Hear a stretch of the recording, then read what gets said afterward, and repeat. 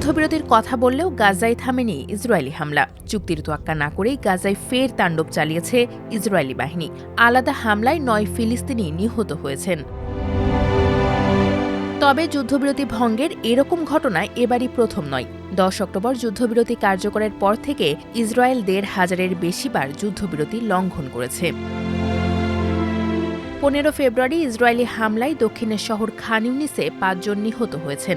অন্যদিকে উত্তর গাজার আল ফালুজা এলাকায় বাস্তুচ্যুতদের জন্য তৈরি একটি তাঁবুতে ইসরায়েলি বাহিনী হামলা চালালে অন্য ৪ ফিলিস্তিনি নিহত হন। তবে বরাবরের মতোই নিজেদের কর্মকাণ্ডের পক্ষে যুক্তি দিয়েছে ইসরায়েলি বাহিনী। তাদের দাবি, উত্তর গাজার একটি ভবনে সশস্ত্র যোদ্ধাদের উপস্থিতির খবর পেয়ে তারা হামলা চালিয়েছে এবং এতে ২ যোদ্ধা নিহত হয়েছেন। এছাড়া ইয়েলো লাইন অতিক্রম করে হুমকি সৃষ্টির অভিযোগে আরও একজনকে হত্যার দাবি করেছে তারা, যদিও এর কোনো সুনির্দিষ্ট প্রমাণ মেলেনি।